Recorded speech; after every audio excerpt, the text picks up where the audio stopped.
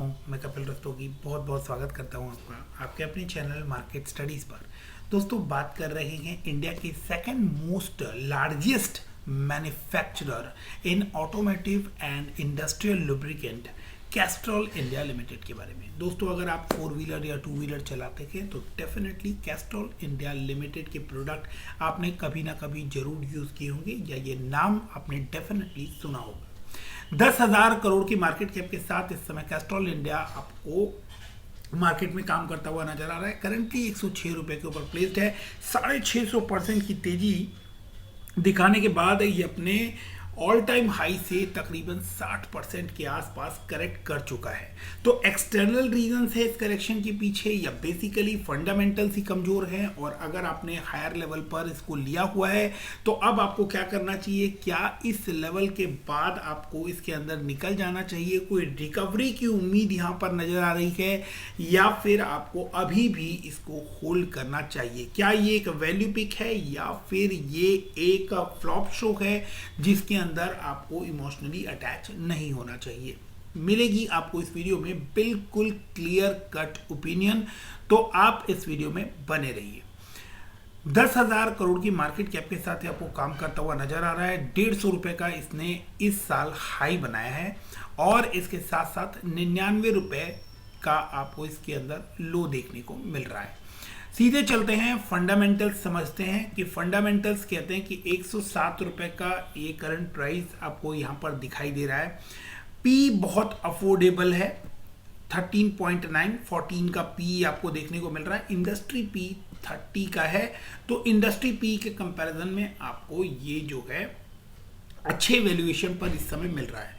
अब जो शॉकिंग चीजें हैं उसके ऊपर आते हैं कि 50% का आरओई आपको इसने बनाकर दिया है, 50%, और 67% का आरओसी आपको देखने को मिल रहा है। रीजन क्या है कि आरओई 50% होने के बाद आरओसी की परसेंटेज 67% देखने को मिल रही है, क्योंकि यहां पर आप देखेंगे कि डेट कंपनी के ऊपर बिल्कुल नहीं है, एक डेट फ्री स्टॉक आप कह सकते हैं। तो बहुत ही बेहतरीन ये पॉइंट्स है कि एक डेट फ्री स्टॉक है, आरओई जो है रिटर्न ऑन इक्विटी वो 50% है और आरओसी 67% का है। 5% की फेस वैल्यू है और डिविडेंड यील्ड आप यहां पर देख सकते हैं कि 2.82, एक बहुत ही हेल्दी डिविडेंड ये कंपनी पे करती है। तो ये सभी चीजें आपको बहुत शानदार नजर आ रही है। तो ये स्टॉक जो है ये आपको अंडर परफॉर्म करता हुआ क्यों नजर आ रहा है? अब आगे बढ़ते हैं और इसको डिटेल में समझने की कोशिश करते हैं। चार्ट पर ये बिल्कुल भी आपको देखने में अच्छा नहीं लगेगा, स्पेशली अगर हम बात करें नवंबर 21 के बाद। तो इसने जब से अपना 200 डीएमए को वायलेट किया है तो आप देख सकते हैं वहां से तेज गिरावट आपको देखने को मिली है और 100 रुपए के लेवल पर आने के बाद ये आपको फिलहाल कुछ हल्की सी रिकवरी आपको लेता हुआ दिखाई दे रहा है। तो किस लेवल पर आपको करना चाहिए इसको, बाय या सेल या होल्ड, उसके बारे में अब हम आगे बात करेंगे। Company is almost debt free, अच्छा क्वार्टर एक्सपेक्ट है, 3 साल की आरओई बहुत बेहतरीन है और डिविडेंड जैसा मैंने आप लोगों को बताया बहुत ही शानदार है। तो प्रॉब्लम कहाँ है? प्रॉब्लम है कि इनकी जो सेल्स ग्रोथ है वो इतनी अट्रैक्टिव नजर नहीं आती है। सेल्स ग्रोथ की अगर हम बात करें तो ऐसा नहीं है कि सेल्स नहीं हो रही है। सेल्स अगर आप देखेंगे लास्ट 3 क्वार्टर की बात करें तो 890 करोड़, 1000 करोड़ और 1100 करोड़ की तरफ आपको सेल्स जाती हुई नजर आ रही है, लेकिन सेल्स की जो स्पीड है वो आपको इतनी अच्छी देखने को नहीं मिल रही है। लास्ट 3 क्वार्टर से company continuous growing profit report कर रही है। लास्ट 3 क्वार्टर से नेट प्रॉफिट आप देखेंगे 140 करोड़, 146 करोड़ एंड 189 यानी 189 करोड़, राइट।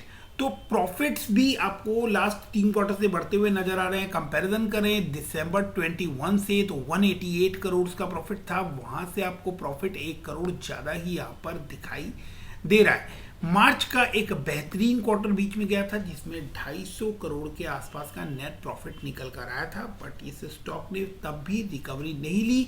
उसके बड़े रीजंस जो हैं वो आपको यहाँ पर समझ में आएंगे कि एक तो सेल्स जो है वो अनस्टेबल है, कभी 900 करोड़, कभी 1000 करोड़, फिर 800 करोड़ रह जाती है, फिर 1000 करोड़, फिर 688 करोड़, 491 करोड़। बट इसके बीच में आपको लॉकडाउन का पीरियड भी देखने को मिला है, तो इस बात को हमें नज़रअंदाज नहीं करना चाहिए। बेहतरीन स्टॉक है, डिमांडिंग प्रोडक्ट है, ऑलमोस्ट हम सभी लोगों ने इस कंपनी के प्रोडक्ट्स जो है वो डेली रूटीन में यूज़ किए हैं, गाड़ियों में ऑटोमोटिव जो है वो इसके डाले हैं कभी ना कभी। तो एक कंज्यूमर फ्रेंडली स्टॉक जो है वो यहाँ पर नज़र आता है, डिमांडेड प्रोडक्ट भी है। और लेकिन प्रॉब्लम क्या पे है कि ओपीएम परसेंटेज अगर आप देखेंगे तो 29%, 34% तक ओपीएम परसेंटेज आती थी, जो कि अब आपको 22 और 24% की निकल कर आ रही है, जिसकी वजह से आपको इस स्टॉक पर दबाव आता हुआ दिख रहा है। यानी कि इनपुट मटेरियल की कॉस्ट जो है वो आपको इम्पैक्ट लेती हुई दिखाई दे रही है। आप देख सकते हैं यहाँ पर कि एम्प्लॉय कॉस्ट जो है वो 7% से 6% जाती हुई नजर आ रही है। इवन 9% भी थी पहले एम्प्लॉय कॉस्ट, तो एम्प्लॉय कॉस्ट आपको डिक्रीज होती हुई नजर आ रही है, लेकिन वहीं आपको 42% से 40% से इवन 50% तक इनपुट कॉस्ट जाती हुई नजर आ रही है, जो कि मेजर रीजन है इस स्टॉक के लैग करने का। तो आपको आने वाले क्वार्टर्स के ऊपर नजर बना के रखनी होगी अगर आपने इस कंपनी के स्टॉक होल्ड किए हुए हैं। तो ये एक ऐसा स्टॉक है जो कि आपको अच्छा दमखम रखता है, 650% का इसने पास्ट में रिटर्न बनाकर दिया है, उस बात को हमें नहीं भूलना चाहिए। अब ईयरली परफॉर्मेंस की बात करें तो आप देख सकते हैं कि दिसंबर में इसने पास्ट सभी ईयर से बेहतरीन रेवेन्यू रिपोर्ट किया था, 4192 करोड़ का, एंड 1066 करोड़ का प्रॉफिट भी हमें देखने को मिला, operating profit with 25% OPM margin. उसके अलावा आप नेट प्रॉफिट देखेंगे तो पास्ट सभी ईयर से सबसे ज़्यादा नेट प्रॉफिट जो है वो आपको दिसंबर 21 में ये रिपोर्ट करता हुआ दिखाई दिया।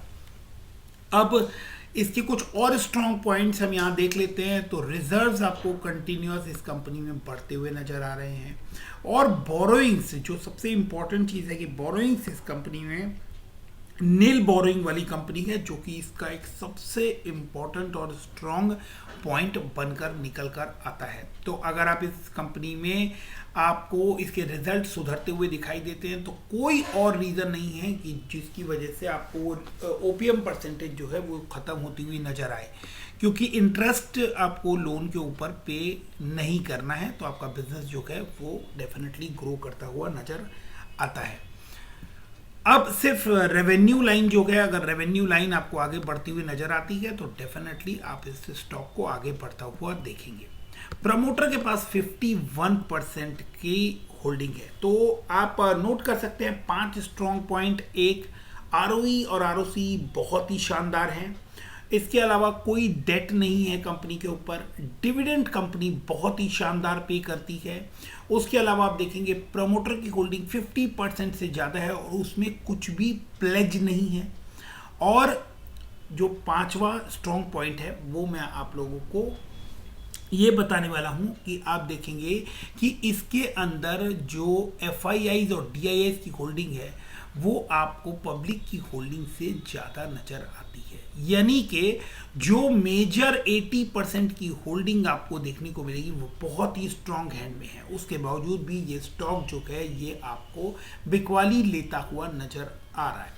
तो अब चलते हैं चार्ट के ऊपर और समझने की कोशिश करते हैं कि इस स्टॉक में अब आपको क्या करना चाहिए।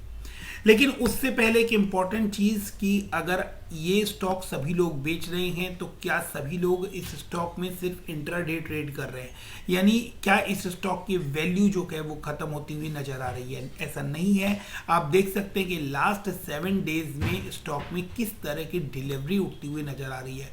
मोर देन 60%, अगर एवरेज लगाएंगे तो मोर देन 60-62% का एवरेज निकल कर आता है जितनी डिलीवरी इसके अंदर उठाई जा रही है। यानी इंट्राडे में जो भी कुछ ट्रेड हो रहा है, जो भी एक दिन में ट्रेड हो रहा है, उस ट्रेड की डिलीवरी परसेंटेज जो कि उसी दिन जो स्टॉक्स सेटल नहीं हो रहे हैं, यानी फ्यूचर के लिए जो स्टॉक्स लोग पिक करके अपने पोर्टफोलियो में रख रहे हैं, वो अमाउंट 70% से भी ज़्यादा है, जो कि क्लियर कट इंडिकेशन है कि ये स्टॉक जो है ये एक वैल्यू पिक है और इस लेवल पर इस स्टॉक को बिल्कुल भी मिस नहीं करना चाहिए।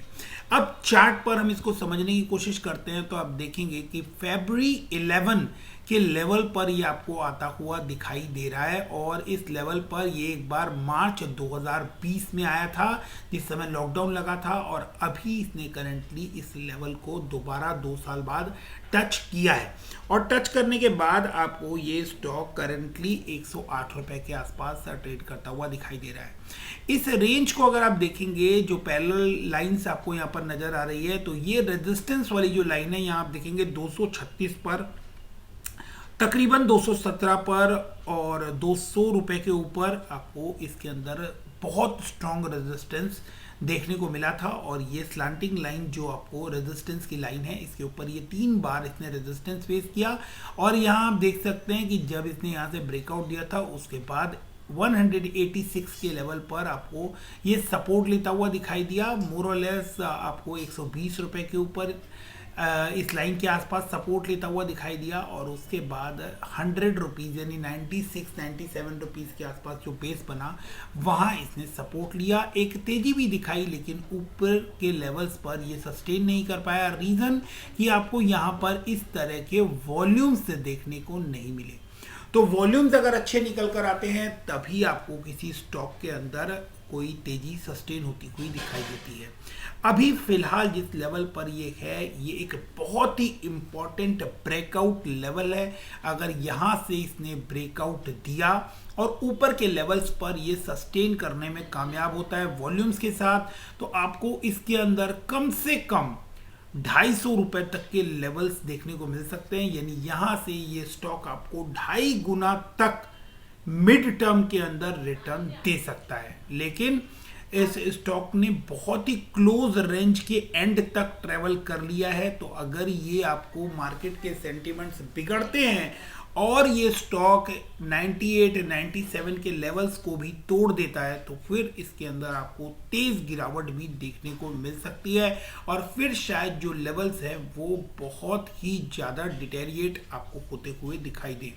तो आप चाहें तो ये एक बेस्ट लेवल पर इस समय आपको अवेलेबल है। आप इसको अगर करंट लेवल पर बाइंग करते हैं तो 100 रुपीज़ के लेवल को, 95 to 100 रुपीज़ के लेवल को आप एक सपोर्ट के तौर पर लेकर चल सकते हैं और उसके बाद आप एक स्टॉप लॉस मेंटेन कर सकते हैं। तो रिस्क और रिवार्ड रेशियो आपके फेवर में ही रहेगा।